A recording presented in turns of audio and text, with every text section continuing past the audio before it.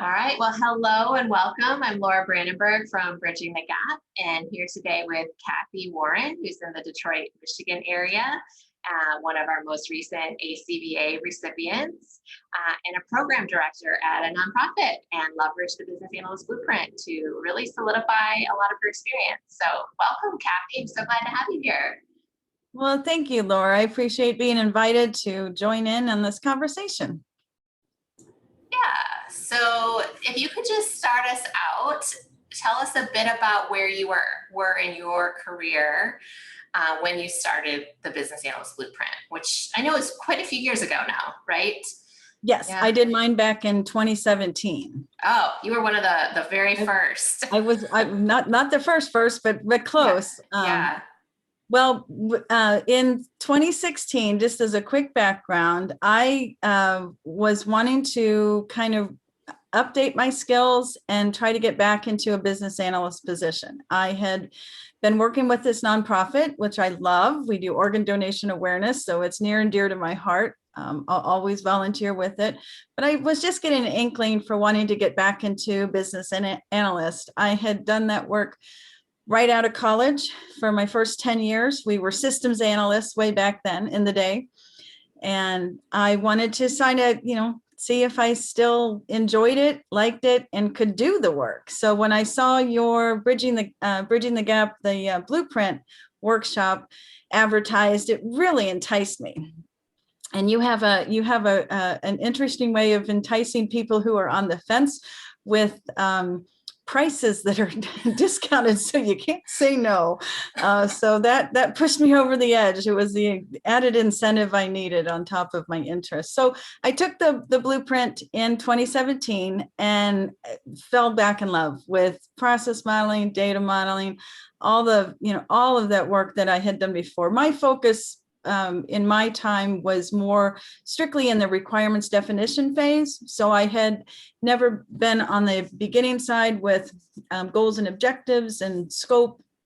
And I hadn't been on the end side with testing. I'd always been in the middle, very waterfall approaches. So yours was my first jump back in the pool and absolutely loved it. Continued doing some further education. On top of that, when I saw your master's class again being offered last fall, with the added incentive of getting the ACBA, I'm like, okay, it's just meant to be. It was the right time of day to see the email, to make it click, and let's just go for it. So everything has kind of worked in a great line of progression, if you will. With my 18 years working with this nonprofit, we are very small. So you wear multiple hats. And we are very, I wouldn't say completely paper and pencil, but maybe a notch or two above. So it's not completely automated, and everything is not in software and fun, great, little packages on your laptop. So it's a very manual process. But in doing the work, especially with the blueprint, one of the things that you emphasized was that if you were not currently in a business analyst position doing that work, take the work that you currently do and model it. So that's what I did. And it was a great exercise because not only was I able to document what I do for future generations, if you will, in the nonprofit, it really just helped me hone my skills. So it was a perfect way to take what you currently do and put it into BA vernacular, if you will. Yeah, and I know that 2017 was quite a long time ago, but do you remember the process that you documented? I did. I believe I did one I did for the process modeling was actually the process you have to do to get a liquor license for an event. Because we have to fundraise, and you fundraise better when you have a little liquid refreshment on your side. So I modeled that process, and that process is again manual and automated. So it was a great way to kind of intersect all that you had taught in the blueprint. And it really made me think about what I do, because it's so easy when you think about a process, you don't think about all the steps until you really start going through it, Yeah. one at a time. So it was an excellent exercise for myself in my nonprofit world, as well as to kind of learn how to ride the bike again. And then do you remember that's such a perfect example. And we get questions all the time of like, it's business analysis isn't relevant in a nonprofit. And it's like, it's Right. a business process. It should almost be like an organizational process, right? Yes. It's just a Yes. step-by-step of how work flows in an organization. And so it definitely applies. Do you like, especially being in that environment where a lot of things weren't automated, how did you do you remember what your like use case was or your data modeling? Like, how did you apply those specific skill areas? What I did in those areas, and again, that was interesting. I kind of, when I jumped to the data model, I kind of did it in two different approaches. One, to kind of mimic the information I needed for the liquor license processing, but two, just to kind of see if I could do it. I looked at our membership, and we don't have a donor management system. It's all in Excel and file folders of notes you meet people where, at different events. So kind of doing a data model on all the information that we needed to collect for our members, which leads to our sponsors, which leads to our volunteers, which leads to events that we sponsor. It really helped me kind of get a bigger understanding and a better handle on all the data that we do maintain. And now what we're doing, we are finally at a stage where we're starting to look at more of a true donor management system. So now that I know what our needs are, I can look at these, packages that are being offered to us by other organizations like Kindful and One Cause and such like that help the nonprofit world. So now I've really helped define my requirements for their need. So it's really been beneficial. It really has. That's amazing that you're applying that work so far into the future. That's pretty cool. It's been helpful. It's been helpful. Yeah. So take us through, so for those of you who are considering the blueprint today, like today, it's a 4-module program where you go through business process, use cases, and wireframes, data modeling, and then the BA Essentials Masterclass. For people like Kathy, who were with us in the very early days, like the 4th requirement wasn't part of the old blueprint. So you were part of a special program that we did to do the BA Essentials Masterclass, which was more recent. So can you tell us a little bit about what you chose for that project? And because there's a lot of, and kind of maybe kind of what has materialized between where you were and where you are now. Right. Yeah. With when I took the master's class back last fall, that finished with that in January, I focused on, and I'll be honest, you had to hone down my scope. I wanted to do the world because it was just right there. I wanted to do everything from event management and sponsorship management and membership management and everything. And you're like, no, Kathy, just take one piece, just one. And that was very wise. So I focused on membership, on our members. So I did kind of the process that we go through with verifying our members, if you will, looking at the benefits that we offer our members, because those are the things obviously we'd want to track. Our members have events. We sponsor their events. They sponsor our events. One of the things we offer to our members is just publicizing what they're doing. So knowing their events and what they're doing is very important to us. So I focused on the master's class, I focused on the member management portion of it, which again was extremely timely to update that as our discussions continued with some donor management systems, if you will. Right. So you started tackling the project of moving members into more of a donor management system. Yeah. Yes. Yeah. Very cool. And what has come of that so far? Well, I think we have talked with several vendors about their product. Our situation, obviously, part of an effect of COVID is we have been basically shut down on our budget since last March. We are very fundraising oriented. If we don't make money, there is no money to do anything with. So we don't get any, federal funding or anything like that. So we have to go find our money or have great events that people want to come and support. So we got kind of put on hold and turned our focus into just helping to publicize what our members were doing. So we went, rather than oriented towards ourselves, we went oriented towards our members and just stuck on social media to stay safe and keep safe. But now, because of that, we took advantage of that time though to talk to several vendors about their software packages and what they offer for member management, donor management, that kind of those kind of lights. And we were looking at it, trying to condense all the different stovepipe packages that we do have. In the nonprofit world, we use, and you use this too, we use constant contact for our emails. So you have a set of emails in constant contact. We use FormStack for doing event ticket ordering and such. So again, you have contact information in FormStack. So we got very tired of having things in all these different stovepipes. So we started looking at the vendors for what either integration that they had with the current ones that we had, or what they could replace so that we could reduce our budget. So that's kind of how we spent the last year. We are still on hold. Our events won't take place until October now. So we're still kind of in a bit of a holding pattern, but there is a light at the end of the tunnel.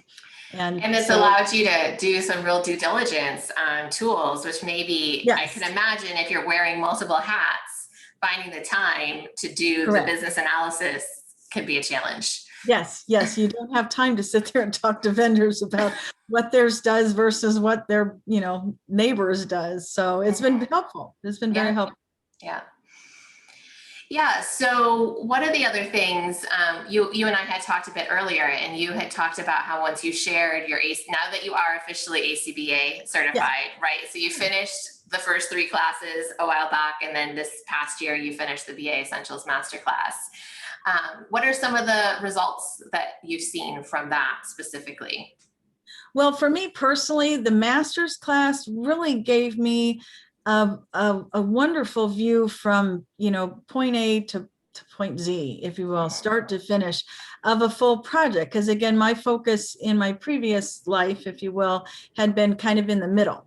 And I really hadn't had a lot of exposure from a BA perspective on the front end or the back end of a project. So having your course, that master's class, really just you've got great words, really extended the blueprint so that you really kind of know the path that that you need to go on. And going through those individual modules, the light bulb was just going off, going, well, this makes so much sense. Wish I knew that then. But because of that, and I did get it out, I was very proud to have achieved that. It was great working with you, and I got to work with Dr. Michael Brown with reviewing my materials, and I know him from our local IIBA Southeast Michigan chapter. So he was very kind to me. Michael White, right? Michael White. I'm sorry, Michael White. Yeah, no, I remember seeing you two get matched up, and I was like, oh, that's so interesting. Like those are done a bit randomly, like on the back end, but it was kind of cool. Yeah. I'm like, I bet they know each other. No, Dr. White was excellent. I've met him in person a couple times before COVID. So when I knew he was working, with you, I kind of pulled his ear one time and I said, you wouldn't happen to be looking at my stuff, would you?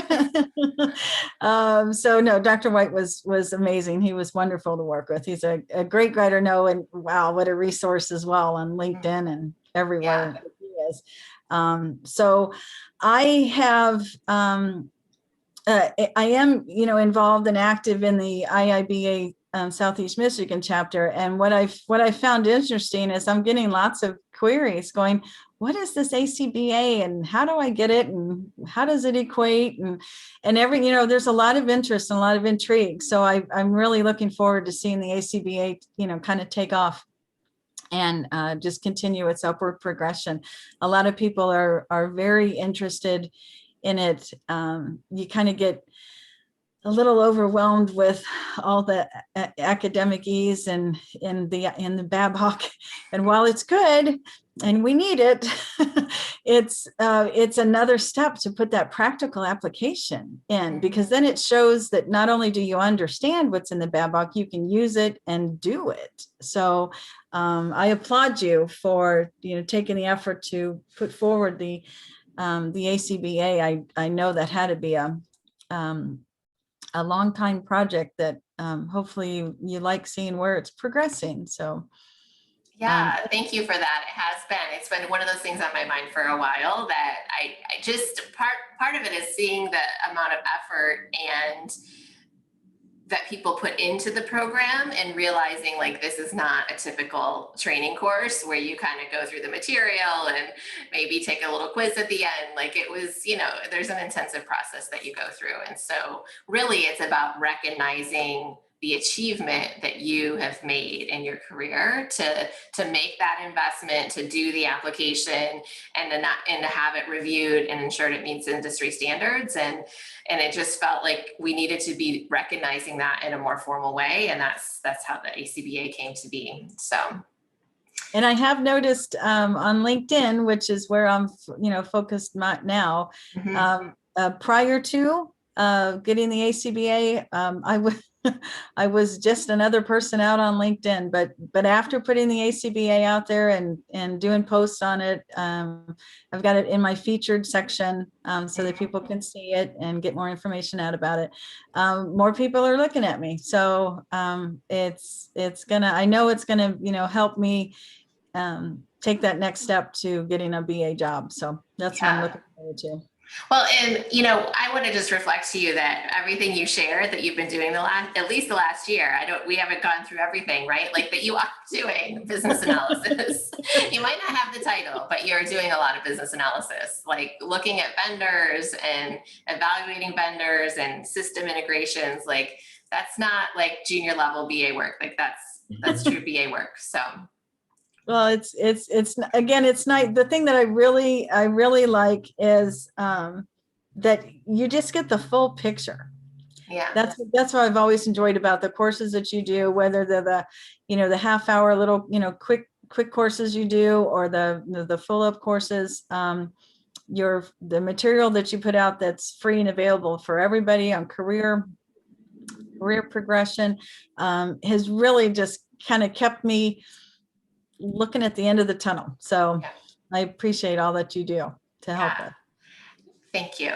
And any last tips for someone, think in a nonprofit space, thinking about doing a BA role, or kind of in maybe wearing multiple hats and wanting to get more into business analysis? Like what could they do to follow along in the path that you've taken for yourself? Absolutely. I know for myself, because I had the background in doing this kind of work, my interest was there and just kind of rehoning it. So if people have stepped away for a while, I had the pleasure of being able to, be a mom at home with my two boys when they were little for, 6 years without an official job, if you will. So coming back in and just going through this material has really just helped upgrade my skills, update my skills, and has shown me that, the work that you do, you just have to know how to document it and make it visual. Everything is so visual now with all the data analytics and everything. And my mind has always worked that way. That's why I've always liked process modeling and data modeling, because if I read it textually, it just goes in one ear and out the other.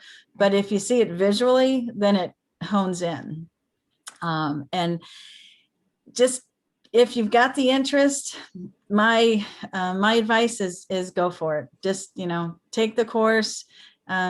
You offer so many, here, take a look at it if you're trying to decide kind of courses, which gave me, I believe I started with one of those, take a look if you're interested, this is what we're doing. And that was enough to, interest me to kind of step through the gate and go ahead and try it. So if there's an interest, I say go for it. And you'll figure out, because you guys and all your instructors really do focus on the fact that you don't have to be in a BA position, but just look at what you're doing in your life. Whether you're doing household management, nonprofit management, business management, QA. There's been so many people I've met through your workshops with all different facets. And they all have this interest in just seeing the visual meet the textual and helping to define a process better so it makes sense for the end users. So it's been a fun path. So hope I continue down this path. Yes. Well, it's been so awesome to speak with you today, Kathy. Thank you for sharing your journey and your advice. And we celebrate your achievements and your successes here.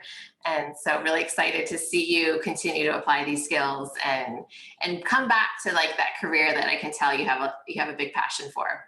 Yeah. Well, thank you again. I appreciate all that you do. And you definitely have a follower in me for life. So I won't stalk, but I'll follow. Awesome. Awesome. Thank you. Thank you.